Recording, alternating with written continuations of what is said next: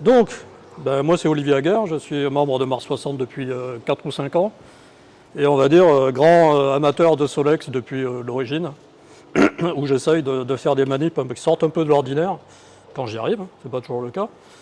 Et donc là, mon but aujourd'hui, c'est de vous parler de l'imagerie du champ magnétique et de la couronne solaire avec Solex. Je sais que ça intéresse pas mal de gens, je sais que certains ont eu des problèmes, et donc là, mon but, c'est de vous donner la recette, finalement, mais pas de vous donner la recette brute en disant, vous faites ça, ça, ça et ça, mais de vous expliquer l'intérêt et l'origine des différentes étapes, notamment de traitement d'image. Parce qu'on ne fait pas n'importe quoi. Quand on fait du champ magnétique ou de la couronne solaire, il faut faire un traitement d'image adapté. Donc voilà, ça c'est le but de l'exposé. Sinon, voilà, donc le champ magnétique, vous savez ce que c'est? C'est l'origine de quasiment pratiquement tous les phénomènes qu'on observe ou qu'on peut observer sur le Soleil. Donc ça peut être, là j'ai mis quelques images accessibles aux amateurs que nous sommes. Hein. Donc on peut observer des taches solaires, on peut observer des protubérances, par émission sur le limbe ou par absorption sur la surface, c'est la même chose. On peut observer aussi, ça marche, voilà comme ça, on peut observer des éruptions. Ça, l'éruption que vous avez en haut à gauche, c'est une qui date de la semaine dernière, hein, c'est pas vieux du tout, donc c'était un très très gros flair. On peut observer la couronne solaire, donc vous avez déjà une première image. Essayez de fermer la porte là-bas, s'il vous plaît. Fermez la porte. Donc on peut observer la couronne solaire aussi. La couronne solaire est originaire du champ magnétique. Et puis on peut observer aussi des aurores boréales, pour certains d'entre vous qui ont pu en observer. Celle que vous avez en bas à droite, c'est celle que j'ai faite dans ma rue, à Henri-la-Ville, au mois d'octobre dernier. Donc c'est une photo que j'ai prise de mon balcon. Hein. Donc c'est pas si mal que ça, même à des latitudes, on va dire, relativement modérées. Et puis, évidemment, en bas à gauche, vous avez le même flair que celui que vous avez en haut à gauche, sauf que c'est en lumière blanche, quoi. Donc tous ces phénomènes-là sont provoqués par le champ magnétique. D'où l'intérêt de pouvoir en faire l'imagerie si on peut. On voit que je me trompe de sens. Voilà. Alors par contre, comment on fait l'imagerie du champ magnétique d'un point de vue physique? C'est pas forcément bien simple. On va utiliser l'effet Zeeman. Alors l'effet Zeeman, c'est quoi? Ça va peut-être rappeler des souvenirs à certains d'entre vous qui ont fait des études de physique, ou même au lycée, peut-être qu'on le voit maintenant au lycée, j'en sais rien. En fait, il faut imaginer que les électrons, c'est une particule chargée, les électrons ont un spin, et donc ils génèrent, par leur rotation très rapide, ils génèrent un moment magnétique. D'accord? Donc si vous placez des électrons dans un champ magnétique, selon que le champ magnétique extérieur est orienté dans le même sens que le moment magnétique de l'électron, ça va lui conférer de l'énergie en plus ou en moins, je ne sais pas dans quel sens ça marche. Et si c'est l'inverse, ça va lui conférer moins d'énergie ou plus d'énergie. Mais en tous les cas, ça va décaler l'énergie de l'électron. Donc, au cours d'une transition électronique, qui sont à l'origine des raies qu'on observe, des raies H-alpha, des raies calcium, tout ce que vous voulez, ou des raies du fer en l'occurrence, si vous placez donc la source dans un champ magnétique, forcément, vous allez modifier les niveaux énergétiques des électrons et ça va modifier très légèrement la longueur d'onde de l'arrêt que vous observez. Ça, c'est l'effet Zeeman. Alors, dans la pratique, ça peut engendrer un dédoublement des raies si le champ magnétique est très très fort. Par contre, à la surface du Soleil, il est relativement fort quand même, mais ça ne suffit pas à provoquer un dédoublement observable, disons, par les moyens amateurs que nous avons. Ça va juste générer un élargissement de l'arrêt. Donc, c'est ce qu'on va voir après.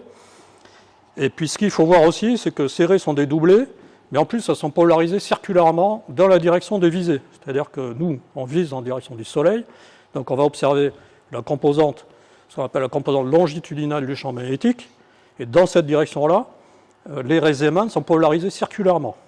Donc si on utilise un polariseur circulaire pour les filtrer, dans un sens ou dans l'autre, on va pouvoir détecter plus facilement les ailes de la raie, dévier dans un sens ou dans l'autre. Ça, c'est le principe de l'imagerie. OK? Vous pouvez éventuellement m'interrompre en cours d'exposé, il n'y a pas de souci. Donc là, je vous montre finalement la portion de spectre qu'on va utiliser en Solex. Donc on va utiliser l'arrêt FR1, qui est situé exactement à 630,15 nanomètres. Et l'arrêt qui nous intéresse, c'est celle qui est à 630,25 en réalité. Mais on va utiliser l'arrêt 630 comme repère. Pourquoi? Parce que si on agrandit cette portion de spectre-là, on voit que l'arrêt 630,15 que je vais vous montrer ici, c'est l'arrêt la plus profonde visible dans cette portion de spectre. Donc c'est cette raie que INTI en particulier va reconnaître comme étant une raie de référence. Et je vous montrerai après comment on fait. Et ensuite, on va indiquer à INTI que par rapport à cette raie-là, celle qu'on va chercher, c'est celle-là. La raie qui est à 630,25. Et là, j'ai isolé en fait une portion de spectre où on voit une tache, une grosse tache de solaire hein, qui passe en plein milieu. Et vous le voyez peut-être, mais à l'intersection de la tache et de la raie, on a un élargissement, une légère déviation de la raie 630, des deux raies en fait, et surtout de la raie 630-25 vers le haut. C'est-à-dire qu'on voit l'effet Zeeman directement sur le spectre. Et grâce à la résolution de Solex, en fait, qui, en termes de résolution spectrale, qui est très très importante, on va pouvoir détecter ce décalage de position, en fait, qui est chiffré il se chiffre exactement à 2 pixels, hein, c'est-à-dire c'est pas beaucoup. Mais grâce à l'élargissement énorme qu'on a dans Solex, on arrive à détecter ce très faible décalage de la raie lié à l'effet Zeeman. Donc c'est ça le principe. Alors, donc ça c'est ce que je suis en train de vous dire. On va utiliser deux polariseurs, parce qu'en fait, on va avoir deux composantes qui sont polarisées circulairement dans un sens et une autre composante dans l'autre sens. INTI va détecter automatiquement la raie à 630,15. On va lui indiquer le décalage avec la raie 630,25 qui nous intéresse. Donc c'est un décalage de 1 angstrom spectralement. En termes de pixels, ça dépend un peu de la résolution de votre caméra, mais ça se situe entre 15 et 12 pixels pour les caméras classiques. Et donc ce qu'on va faire, c'est qu'on va faire un genre d'effet Doppler avec INTI, c'est-à-dire qu'on va détecter la raie 630,25 plus 2 pixels. On va détecter 630,25 moins 2 pixels, on va faire la différence. Et cette différence-là, c'est proportionnel à l'effet Zeeman. Et donc, c'est proportionnel à l'intensité du champ magnétique. C'est ça le principe. Donc là, bon, je vous ai expliqué un peu tout, dans le détail tout ce qu'on fait. Ça veut dire que quand vous récupérez la représentation, vous aurez finalement tous mes commentaires oraux, ils sont également écrits, donc c'est plus pratique pour vous. Hein. Mais donc le principe, c'est ça, c'est qu'on fait un effet Doppler avec deux polariseurs, et on additionne cette différence-là, parce qu'on a deux polariseurs. Et après ça, on va normaliser par la somme de toutes ces images-là pour obtenir quelque chose on va dire de normalisé entre 0 et 1. Et ça, c'est pour une référence d'intensité, en fait. Donc le principe, il est là. C'est finalement pas très compliqué.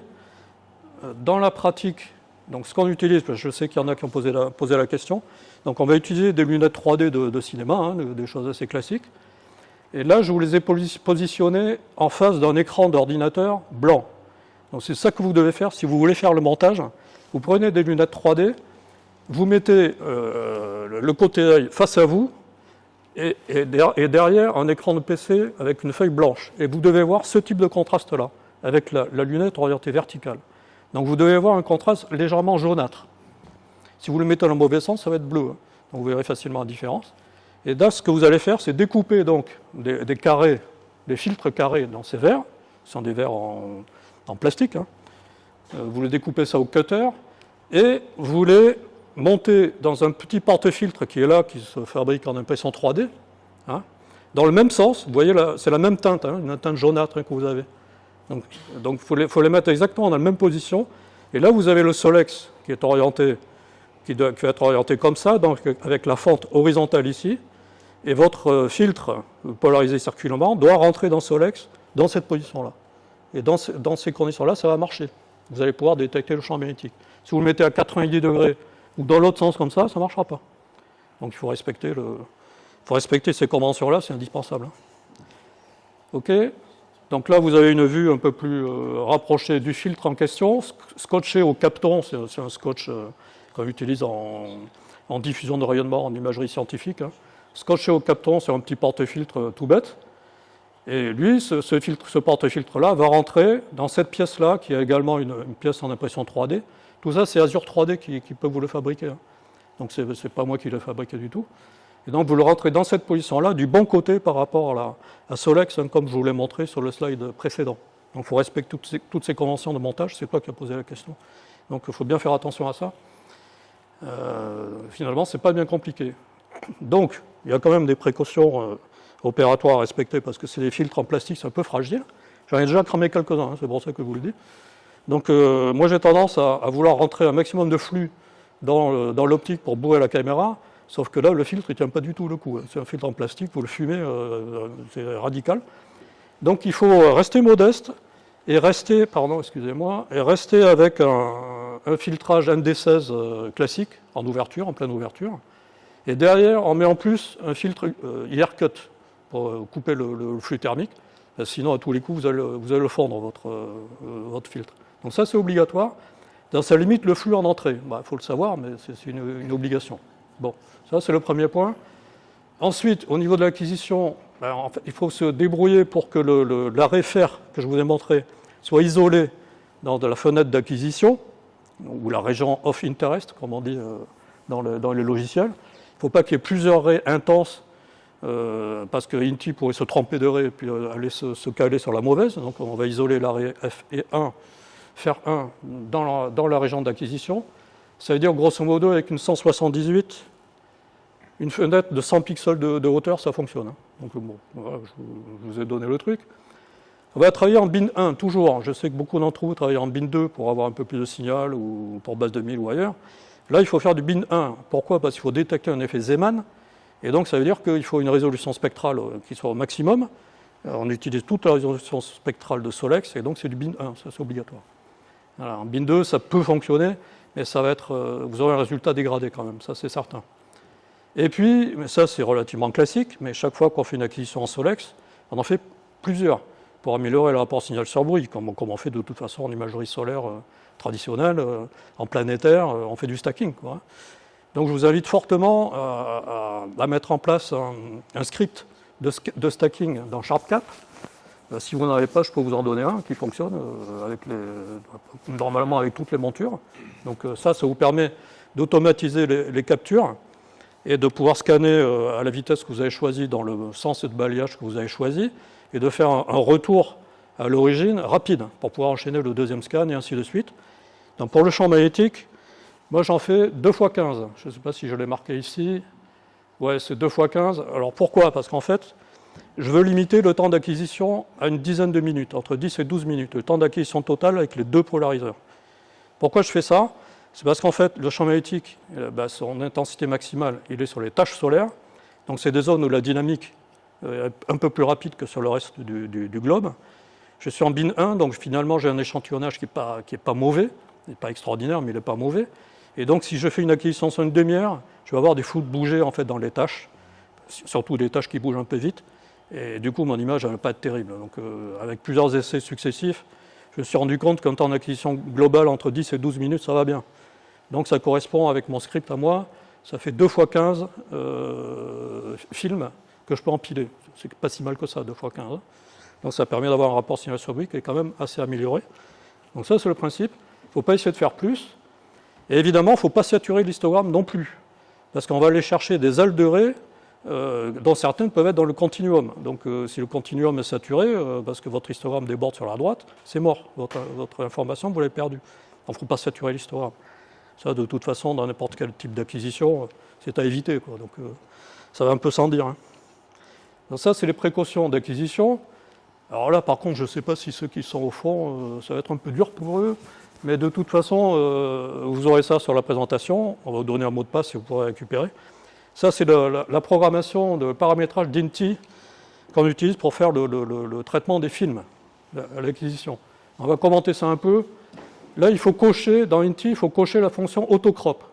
Alors pourquoi c'est important ça ? C'est parce que ça va vous normaliser la taille des fichiers résultats à la même. Donc ça vous permet de faire un empilement dans AutoStacker directement avec des images qui auront le même format. Sinon, AutoStacker, il ne marche pas. Hein. Si vous avez une image avec juste un pixel de plus, ça ne fonctionne pas. Donc là, vous pouvez cocher ça et directement vos images en sortie auront la même taille. C'est plutôt pratique. L'autre chose qui est importante, c'est de relever l'angle P ici. Donc l'angle P, vous savez ce que c'est, enfin ceux qui font du Solex savent ce que c'est. C'est l'angle finalement entre votre direction de balayage et l'axe de rotation du Soleil sur lui-même. Alors cet angle P, il est important à relever, on verra après pourquoi. Alors, on l'écrit sur une feuille de papier, on va l'utiliser pour orienter le Soleil, mais en plus on l'écrit sur une feuille de papier, vous verrez pourquoi. Là, évidemment, il faut cocher les inversions est-ouest ou nord-sud de votre setup, c'est pour éviter les effets miroirs de votre résultat à la fin. Ça, c'est comme d'habitude. Hein. Il n'y a rien de particulier. Alors, là, justement, il va falloir indiquer à NT quel est le décalage en pixels entre l'arrêt 630,15 qu'il va identifier comme la référence et l'arrêt 630,25 qui nous intéresse. Donc c'est le nombre de pixels compris dans 1 angstrom. Entre 630,15 et 630,25, il y a 1 angstrom. Donc là, il y a la calculette d'INTI qui peut vous aider, puisque si vous rentrez 1 dans la valeur ici, et puis votre taille de pixels caméra ici, il va vous dire directement que ça fait 16 pixels. Ça, c'est quand on est au voisinage de l'arrêt H-alpha. En calcium, ça va être différent, la dispersion spectrale n'est pas constante, hein. En hélium aussi. D'ailleurs, si Valérie est là, je l'ai vu, ça serait pas mal d'avoir une calculette pour n'importe quelle longueur d'onde, que tu puisses rentrer, par exemple, 630,15. Tu vois, parce que du coup, j'étais obligé de faire une espèce de calcul à la noix, de code mal taillé pour arriver en fait, à 15,25. Donc, bon, avec une 178 à 630,15, ça fait 15,25. Ouais.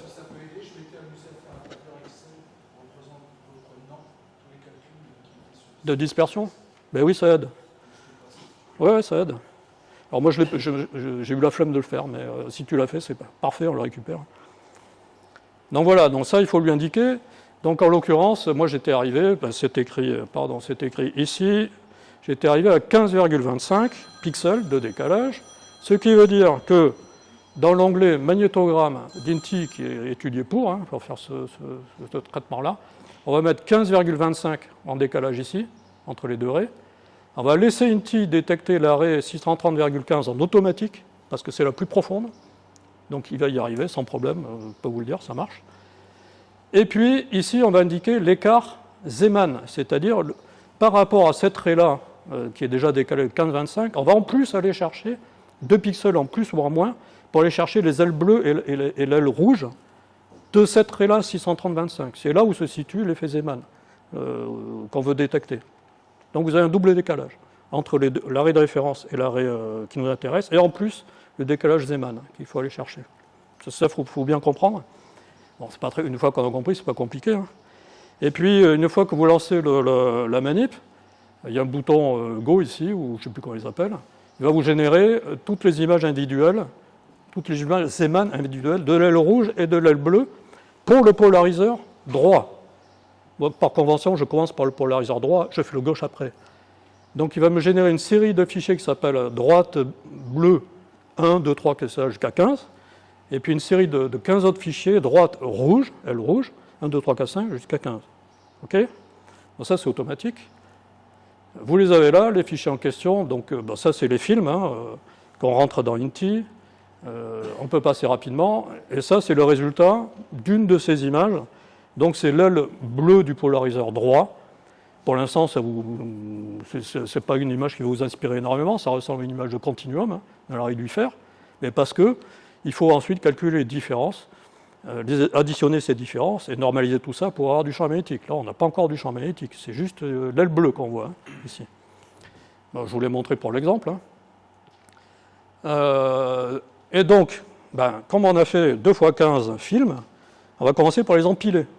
Donc, toutes les images d'aile bleue polarisation droite, j'en ai 15, je les empile. Je vais aussi empiler les 15 images polariseur droit, L rouge, une deuxième image, et je vais faire pareil pour le polariseur gauche. Donc je vais avoir 4 images à la fin. Okay, donc je fais ça dans AutoStackert, et ça, bon, je ne m'embête pas trop dans AutoStackert. Alors comme ce sont des images de type continuum, et qu'en général on s'arrange pour faire ça un jour il y a des tâches, parce que sinon le champ magnétique ne va pas être intéressant. Donc on va mettre une fenêtre de ce qu'on appelle la fenêtre de, comment il appelle ça, d'analyse ou de stabilisation autour des tâches. On lance la stabilisation ici. Ça, c'est comme en planétaire. Ceux qui font du planétaire, ils sont habitués. C'est pas sorcier. Et donc, une fois qu'il a fini la phase d'analyse, je lui mets une série de points d'alignement. Alors, à la focale où je travaille, 480, c'est un peu la même focale que tout le monde, 400, 480. Des points d'alignement de taille 100, ça va bien. Donc, il va faire son maillage de points d'alignement sur le limbe. Et derrière ça, on empile brutalement. Donc ça, c'est le résultat de l'image empilée. Donc c'est l'aile bleue de la polarisation droite, on est toujours là-dessus. Et je vais faire ça pour les 4 images. Je vous ai dit que j'en avais 4. Donc je me retrouve avec un jeu de 4 images ici, dont 2 par 2, elles ont la même taille parce qu'elles sont issues du même polariseur. Mais là, ici, vous voyez qu'il y a des petites différences de taille. Et comme on va faire des opérations d'addition et de soustraction entre ces 4 images-là, il faut les ramener à la même taille. Bon, ça, c'est un petit inconvénient pas très pratique à l'utilisation, mais il faut bien en passer par là. Il y a une autre subtilité qui, là, est beaucoup plus importante. Et là, je vais insister un peu. C'est que, comme je vous ai dit, il va y avoir en gros 6 à 7 minutes de décalage temporel entre mes acquisitions polarisées droite et mes acquisitions polarisées gauche. 6-7 minutes. C'est le temps courant. Pendant ce temps-là, le Soleil, il a tourné. Si je fais une brutale soustraction, on va faire des opérations de soustraction et d'addition entre ces 4 images. Hein. C'est ça qu'il faut retenir. Si je ne compense pas la rotation entre les deux, je vais avoir un flou de bouger qui va correspondre à la rotation du Soleil pendant ces 7 minutes. Et si on calcule avec l'échantillonnage qui est là, ça fait 2 pixels. Ça veut dire que si je ne corrige pas la rotation, je prends un flou de bouger de 2 pixels sur le résultat final. Alors vous allez me dire, 2 pixels, c'est pas beaucoup. Ben moi, ça me gêne. Parce que quand je regarde de près, quand on monte les images à 100% de résolution, on le voit. On voit un effet de gradient directionnel sur le bord des zones de champ magnétique. Clairement, comme si le Soleil était éclairé l'image était éclairée sur un côté, c'est un effet de gradient hein, qui franchement me gêne. Et donc moi je fais une dérotation. Je fais une dérotation des 2 images polariseur gauche par rapport pour les ramener au même horodatage que les 2 images polariseur droit. Et ça se fait dans WinJupos, pour ceux qui connaissent l'imagerie planétaire. C'est pas très compliqué. C'est du WinJupos. Vous pouvez très bien essayer de vous en passer. Moi, j'ai fait les deux. Je vous garantis que c'est un net progrès quand on fait ça. Donc, je vous donne la recette pour le faire. C'est pour ça que je n'utilise pas le Magnet dans Inti, puisque Magnet ne fait pas la dérotation. Et Magnet va fonctionner que si vous faites une seule image polariseur gauche, une seule image polariseur droit. Donc là, vous n'avez pas de décalage temporel parce que ça va vite. Magnet, ça marche. Mais quand on fait avec un script et qu'on en acquiert beaucoup, ça ne fonctionne plus. Alors peut-être que Valérie fera de la dérotation plus tard, n'est-ce pas? Et qu'on pourra se passer de WinJupos. En même temps, je fais passer des petits... la liste au Père Noël tant qu'on y est. Donc voilà. Alors, pour faire ça, c'est pas très compliqué. Enfin, ceux qui connaissent le planétaire, ça va être pour eux, c'est facile. Pour d'autres, un peu moins peut-être. Donc l'horodatage moyen, comme je fais 15 serres, c'est un nombre impair, et que SharpCap il a le bon goût de noter l'horodatage dans le nom de fichier, le fichier qui est au milieu de la pile, c'est lui qui a l'horodatage moyen. Donc en l'occurrence, c'est 11h, 23 minutes, 18 secondes pour le polariseur droit. Et à gauche, c'est 29,55. Vous voyez, il y a 6 minutes entre les deux. Je vous l'avais dit. Donc c'est comme ça que je repère les horodatages moyens. Je ne fais aucun calcul. Hein. Et ensuite, donc, on rentre dans WinJupos et les 4 images que j'ai obtenues, je vais les rentrer dans WinJupos à leur horodatage qui va bien. Donc WinJupos, d'abord, il prend les heures TU, il ne prend pas les heures locales. Ça, c'est pas très important. Et surtout, il fonctionne en dixièmes de minute. Donc il faut mettre le temps qui va bien en dixièmes de minute, non pas en secondes, parce que sinon il ne va rien comprendre, ça va être fou. Une petite précaution, mais bon, voilà.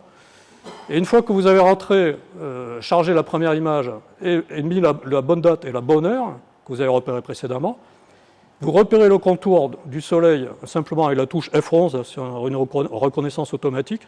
Alors, ceux qui font du Jupiter connaissent ça par cœur. Hein. Vous repérez ça, vous enregistrez ici, vous enregistrez un fichier de mesure qui va représenter finalement la position géométrique du Soleil et puis des différents détails qu'il y a dessus à l'heure qui va bien. Je ne sais pas si j'explique correctement, mais c'est à peu près ça. Donc ça, c'est l'enregistrement du fichier de mesure. Le fichier de mesure, c'est un fichier .ims, il va apparaître ici. Donc ça, c'est rapide. On va faire la même chose. Alors c'est là qu'il y a une petite subtilité. Les 2 images polarisation gauche, on va les faire reconnaître par WinJupos à la bonne heure, à leur vraie heure. Donc c'est 9h29. Là, pour l'instant, je mets encore leur vraie heure. Hein. Pareil, reconnaissance du contour, fichier de mesure. Donc ça, c'est relativement facile. Et à la fin, on se retrouve dans le directory final avec les 4 fichiers de mesure qui sont là. Et c'est ça qu'on va utiliser pour faire la dérotation. Donc j'y viens à la dérotation. Et là, c'est un petit peu subtil. Ce qu'on fait, c'est que les 4 images qu'on a fait reconnaître par WinGPost, on va les rentrer une par une dans l'outil de dérotation de WinGPost.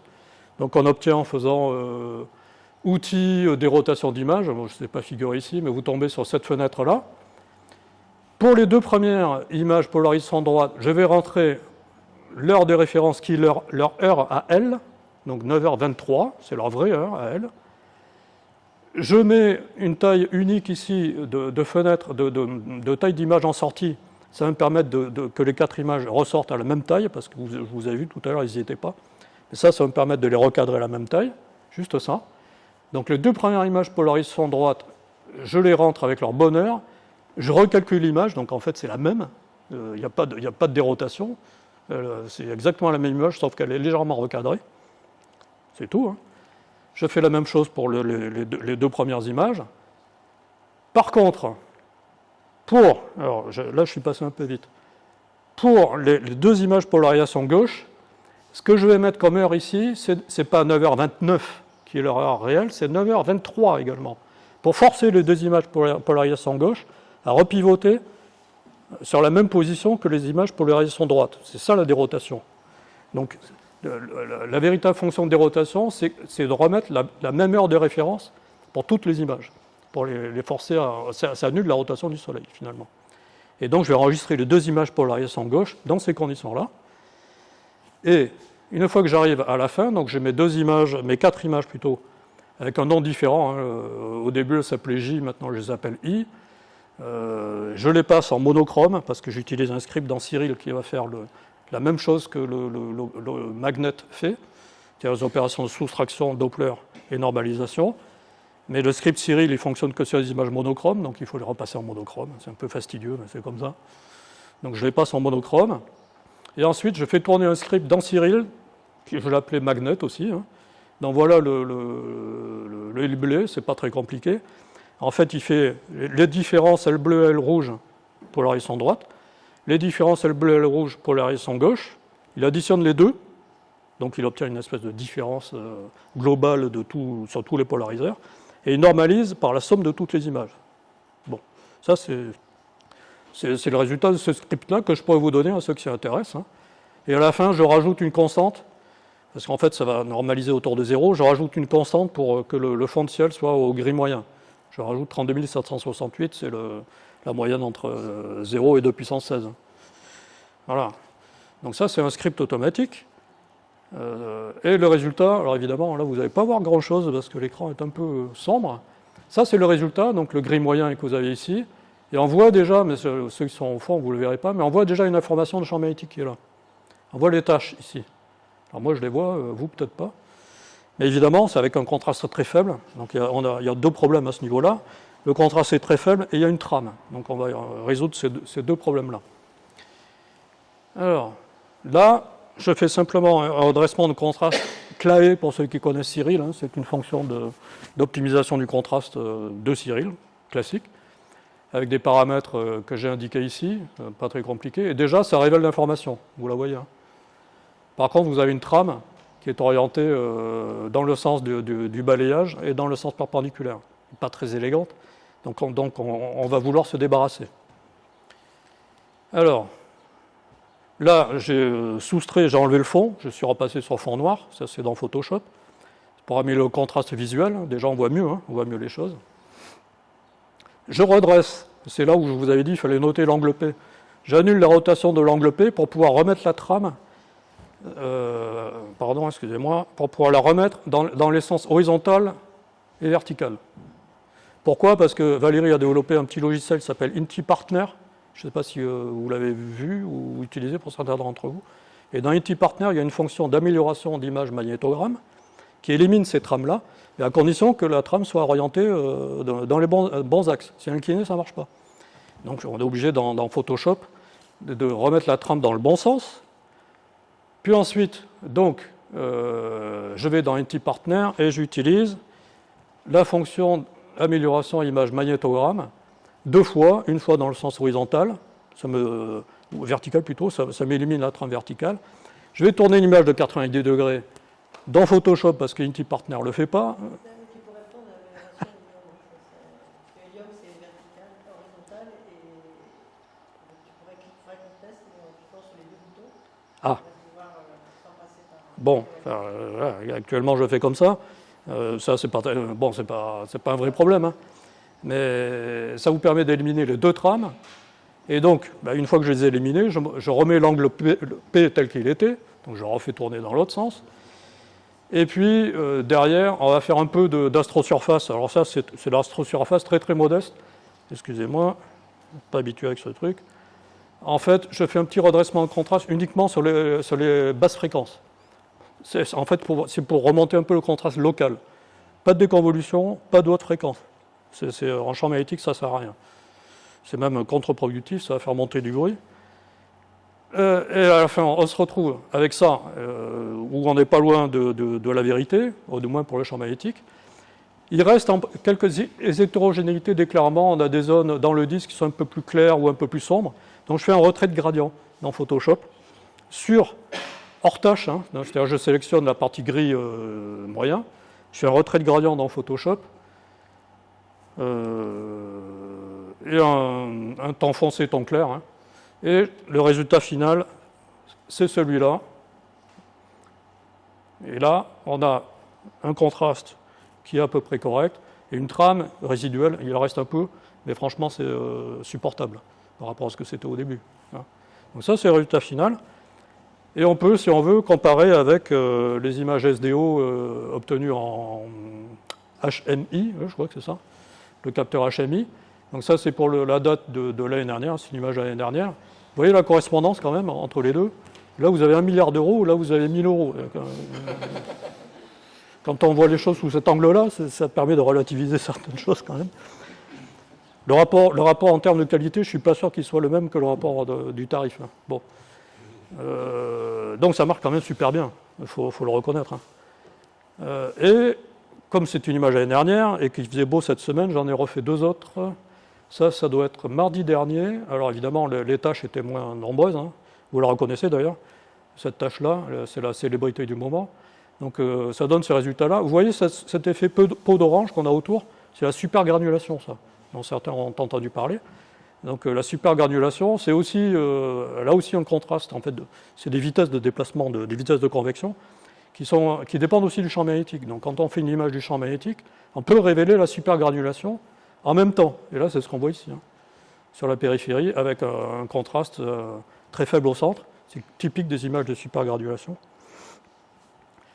Et j'en ai fait une autre mercredi, donc le lendemain, où la tâche avait un peu bougé. Bon, ça donne un résultat. Vous voyez que quand le protocole est au point, c'est assez répétable et reproductible. Hein, donc ça fonctionne pas mal. Voilà. À la limite, on peut faire une petite pause là, pas pour aller boire un coup, mais s'il y a une question ou deux sur le thème du champ magnétique. J'ai une petite question sur la dérotation. Tu n'as pas besoin d'indiquer l'angle P? Non, au contraire.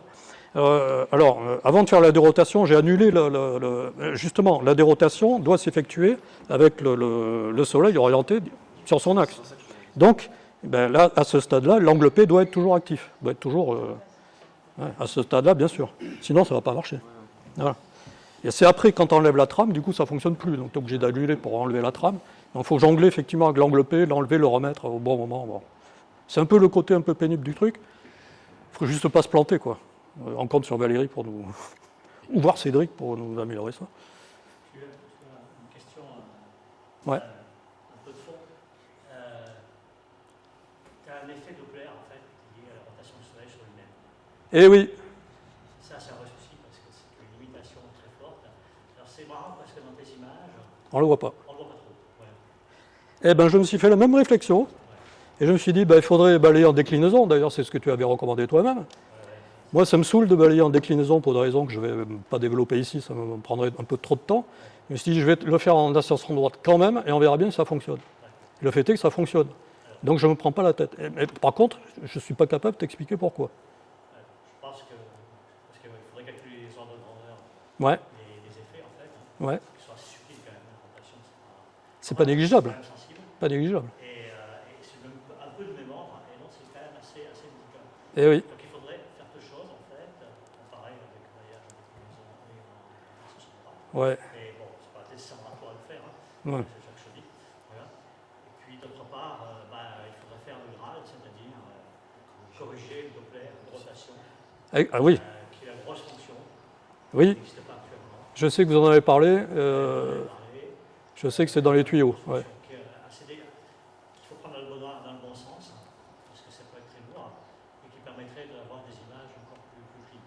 Peut-être. SDO, par exemple, je pense qu'il faut. Alors, probablement. Probablement, mais si vous regardez quand même les images que ça donne, je ne suis pas encore dans le mauvais sens. On va prendre, bon, n'importe, on va prendre, oui, bon, on va prendre celle-là. Oui, on va prendre celle-là.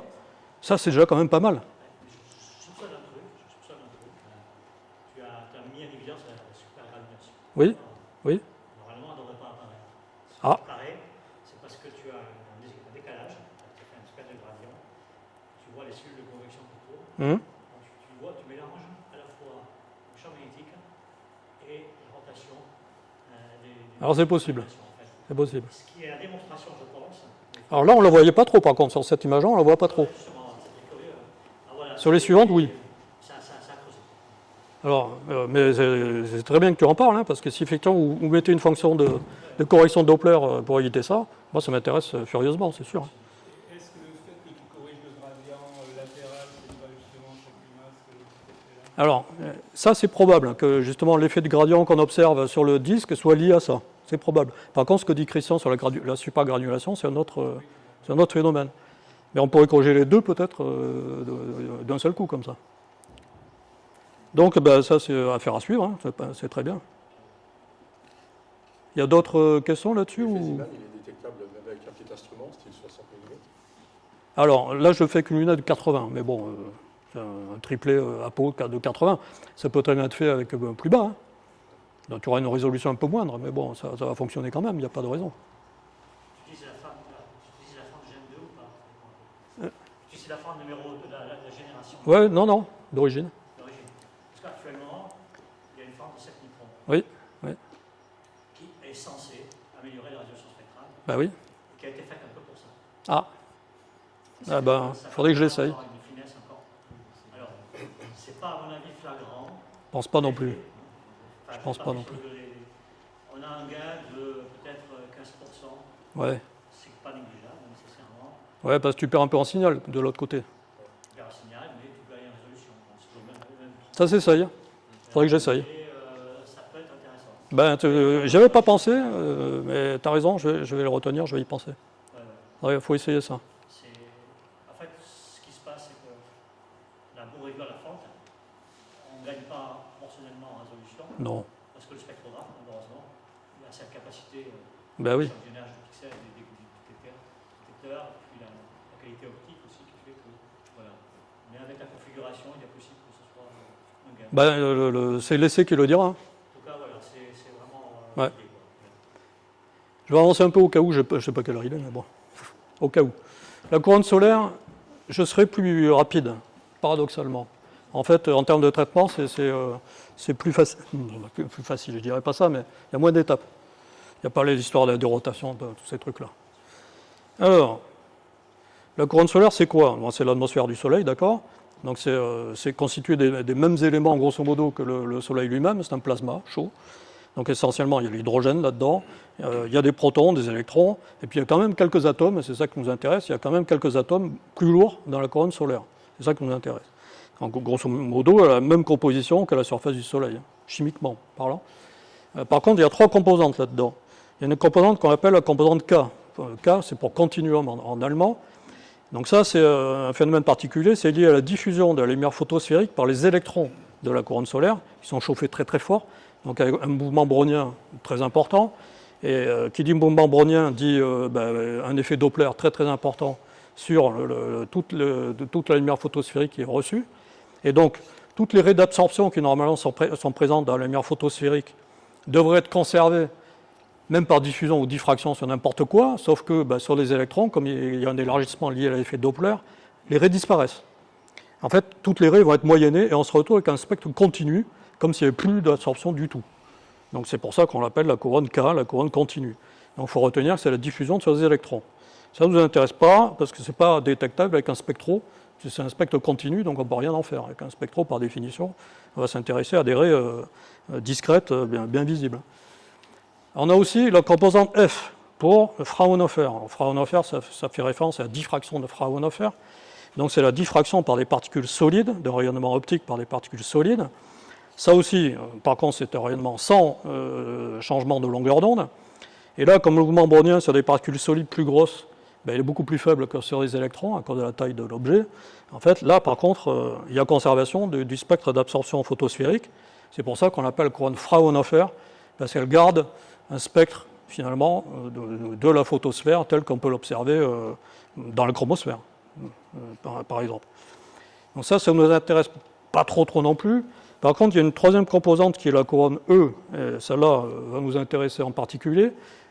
Donc là, dans les deux composantes précédentes, on parlait de diffusion et de diffraction. Là, on va parler d'émission.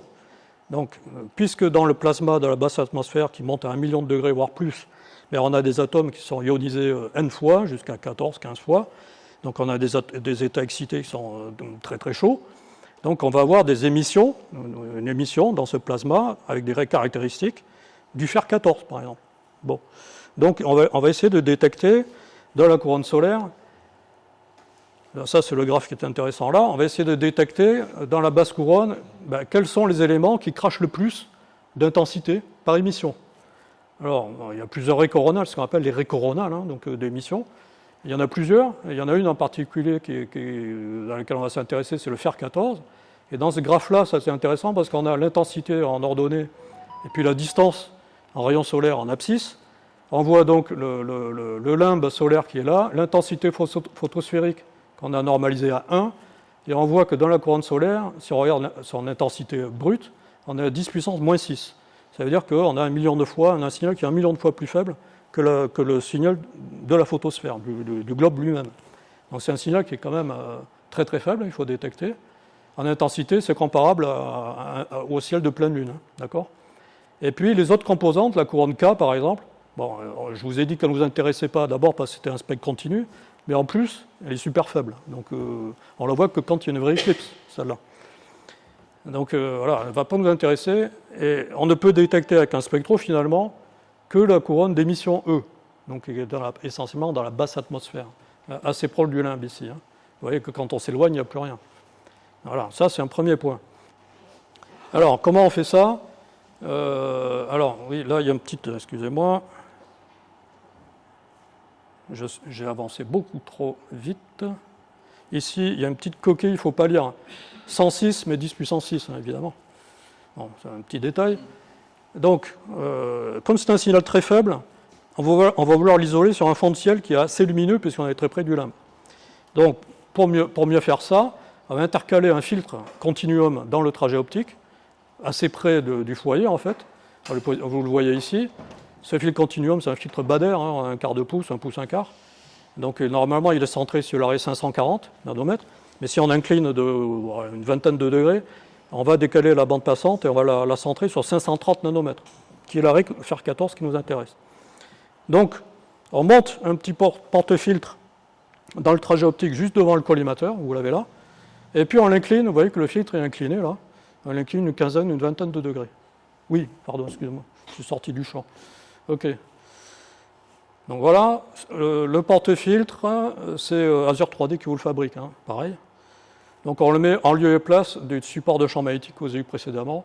On le démonte, on met ça à la place, au même endroit. Donc ça, c'est pas très compliqué.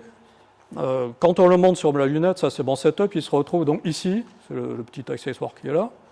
Donc en fait, je l'ai amené d'ailleurs, je pourrais vous le montrer. Ça ne prend pas énormément de place. Comme pour le champ magnétique, je vous montre la portion de spectre qui va bien. Donc là, c'est facile à trouver parce qu'on a mis un filtre devant. Donc si vous avez du signal, c'est que vous êtes au bon endroit, sinon c'est tout noir. Donc si c'est tout noir, il faut tourner la molette de Solex pour voir la lumière apparaître, évidemment. Donc ça, c'est pas très compliqué. L'arrêt F14 qui nous intéresse, elle est là. Si on fait un zoom ici, elle va se trouver là. L'arrêt F14, c'est le trait rouge. Vous voyez qu'à cet endroit-là, à l'œil, on ne voit rien du tout. Il n'y a pas de raie visible à l'œil dans le spectre. Par contre, il y en a une ici. Ça, c'est une raie de fer 1 à 530,23 nanomètres. La raie F14, elle est là, elle est à 530,23. 280... 53, c'est Oui, 0,86. Bon, ok.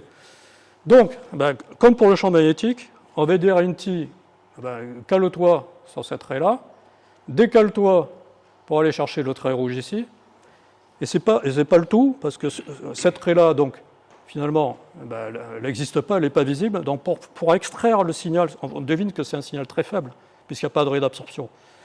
Donc on devine que c'est un signal très faible, et pour pouvoir le détecter, on va soustraire le continuum associé.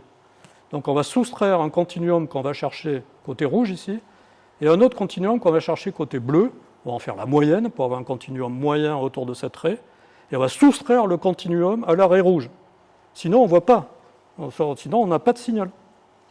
Donc on est obligé de faire quand même, on le sort un peu au tire-bouchon, c'est un peu violent quoi, hein, le signal, il faut l'extraire à la foreuse quoi. Hein. Bon, donc voilà, ça c'est le principe. Et alors, comme c'est un signal très faible, il faut empiler beaucoup. Donc moi, quand je fais des acquisitions comme ça, d'abord je les fais en bin 2 pour optimiser un peu ce signal très faible, sinon en bin 1, il y a des chances qu'on voit que dalle. Et en plus, j'en acquiers 100. Alors pourquoi j'en acquiers 100 ? Vous allez me dire 100 c'est beaucoup, ça prend 40 minutes. Sauf que la dynamique de ce qu'on voit à la couronne solaire, on va avoir des boucles coronales éventuellement, ou le début de boucles coronales, c'est pas quelque chose qui bouge très rapidement. Donc on peut se permettre d'acquérir pendant 40 minutes. Peut-être même plus, il faudrait que j'essaye plus. Mais donc on n'est pas trop limité par le temps d'acquisition. Donc j'en empile beaucoup pour pouvoir améliorer l'apport signal sur bruit, parce que finalement on est limité par ça essentiellement, et pas par l'effet de dynamique. Donc voilà, ça c'est le principe. Le paramétrage d'INTI, bon, c'est un peu toujours la même chose, c'est-à-dire qu'on va cocher l'autocrop ici. Ici, on coche une fonction qui est la réduction de bruit. Ça permet d'améliorer justement le rapport signal sur bruit aussi au traitement. C'est pas, on va dire, si on oublie, c'est pas forcément très grave. Ça mène un petit plus quand même dans le résultat final. C'est quand même pas mal. Les inversions à cocher, évidemment, on ne les oublie pas. On relève l'angle P ici pour les mêmes raisons que pour le champ magnétique, parce qu'on va avoir une trame à retirer. Donc même chose. Hein. Même chose. Ensuite, donc c'est là que ça se passe au niveau du traitement lui-même. Donc on fait ça se fait dans l'onglet Raie libre, qui est le même que celui qu'on utilise pour faire l'hélium, par exemple, c'est le même principe. Hein. Donc on va laisser INTI détecter automatiquement la raie la plus profonde, qui est la raie FE1 que vous avez vue précédemment. Je vais lui indiquer que la raie FE14, elle est à 3,9 pixels en dessous. Et ça, je vais mesurer avec le décalage spectral dont on a parlé au niveau du champ magnétique, c'est la même chose. Hein. Et puis là, je vais lui indiquer où il doit prendre les deux positions de référence pour le continuum. Moins 10 pixels, plus 5 pixels, par rapport à la raie FE1, pas par rapport à la raie FE14, hein, par rapport à la raie FE1. Ça, c'est important. Donc, on rentre ça, et on lui fait... Pourquoi c'est pas moins 9 et 6 comme dans l'exemple précédent ? Moins 9 et 6. Oui, parce que tu as dans les diapos précédents. Ah, attends. Moins 9 et 6. Où tu vois moins 9 et 6 Ça t'avait mis moins 6 et 9. Ah oui. Ah ben c'est parce que je me suis fait un nœud au cerveau entre les deux. Regardez la logique du truc, sinon... Non, mais t'as raison. Ouais, c'est moi qui me suis...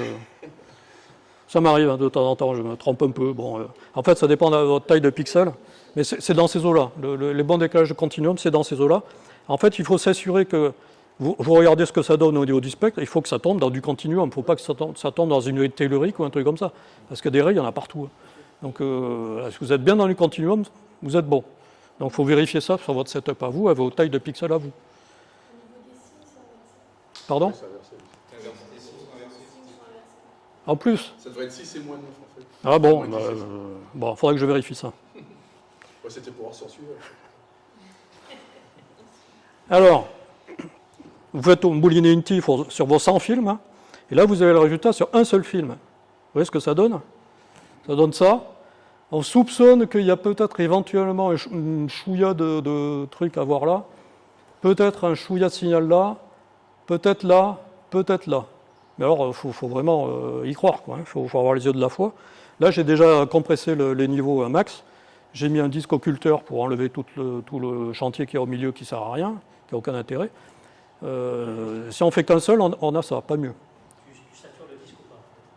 Quel temps pose tu prends ? Non, je ne sature pas. Je ne sature pas, parce que dans les conditions dont je vous ai parlé, avec le filtre Bader, un des 16 en entrée, je suis à gain nul. Je suis à gain nul sur la caméra, et je suis limite de saturation. Il faudrait presque que je filtre un peu plus. Parce que c'est la partie la plus brillante du spectre. 530 nano, c'est la partie la plus brillante. Donc dans ces conditions-là, je suis à gain nul, je bourre la caméra de photon, ça va bien. C'est toujours ce qu'on cherche à obtenir. Donc, mais par contre, il ne faut pas saturer. Parce que comme on reconnaît l'arrêt FE1 de manière automatique, si on en mange un morceau au centre, la reconnaissance automatique, ça ne fonctionne plus.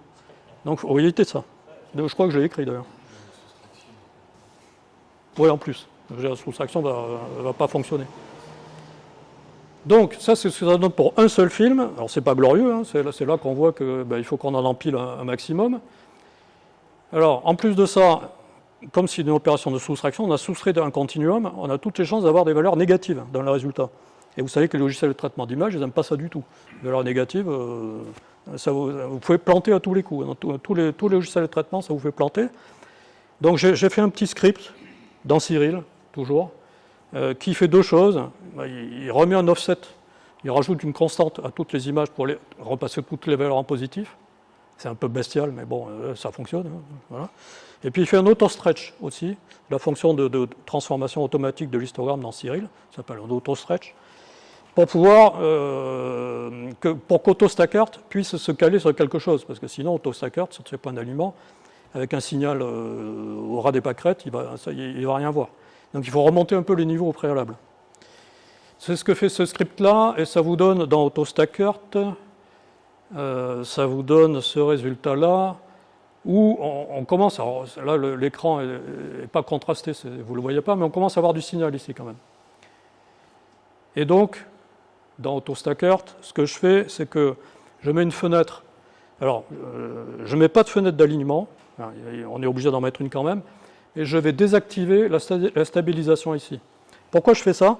C'est parce qu'en fait, E.T. a l'avantage, quand on a la fonction autocrop, de sortir des images à la même taille et avec un centre de gravité du Soleil au même endroit. Donc en fait, les images sont auto-alignées. Je ne fais pas d'alignement supplémentaire comme j'ai pu le faire avec le champ magnétique, d'autant plus que j'ai pas à part le limbe, j'ai pas de signal pour le faire. Donc en fait, je désactive l'alignement automatique ici, je désactive, je fais quand même l'opération d'analyse, sinon je ne peux pas aller plus loin, mais je la fais avec la stabilisation désactivée, ça c'est important. Et une fois que je fais ça, après que j'ai fait ça, je vais coller, et zut, chaque fois je me trompe, je vais coller des points d'alignement de grande taille, hein, de taille 200, parce que là, on n'est pas en haute résolution, là, c'est vraiment à la basse résolution, on est en bin 2 en plus. Donc je vais coller des points d'alignement sur le limbe, et un peu à l'extérieur aussi, parce que je sais que j'ai du signal par là, notamment sur la zone équatoriale.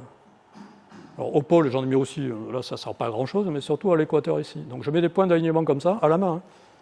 Contrôle, clic, là, à la main. Je lui fais empiler, pas de problème, j'obtiens ça. Alors ça, c'est avec des contrastes pas étirés. Hein. Je mets un disque occulteur au milieu parce que une tache blanche au milieu, ça ne m'intéresse pas. Je lui mets un disque noir. Et là, vous voyez qu'on commence à sortir du signal ici. Alors là, j'ai fait une rotation de 90 degrés en plus. J'ai annulé l'angle P et une rotation de 90 degrés. Alors j'ai mon signal que je retrouve ici, parce que je sais que j'ai une trame à enlever. Donc je vous ai épargné les étapes intermédiaires, parce qu'il faut qu'on aille plus vite un peu quand même. Et cette trame-là, par contre, je ne peux pas l'enlever dans IntiPartner, il faut que je l'enlève dans ISIS. Ça, c'est peut-être quelque chose qu'on peut améliorer aussi. Hein. Mais dans ISIS, il y a une fonction qui est pas mal pour ça. À partir du moment où la trame est verticale, alors là, vous ne la voyez pas très bien, mais elle est là. Puis vous voyez le signal coronal qui est là, mais il est noyé dans la trame. Il y a une fonction qui s'appelle LSky, qui est ici, entre image d'entrée, image de sortie, et les 4 coordonnées qui sont là, c'est des ordonnées d'une bande que vous allez prendre en haut de l'image et d'une bande que vous allez prendre en bas de l'image. Ordonnée haute, ordonnée basse en haut, ordonnée haute, ordonnée basse en bas, ça vous fait un flat. Ça vous calcule un flat synthétique en fait, donc dans la trame. Ça identifie qu'il y a une trame, et ça va vous la soustraire. C'est un retrait de flat synthétique, la fonction LSky, ni plus ni moins.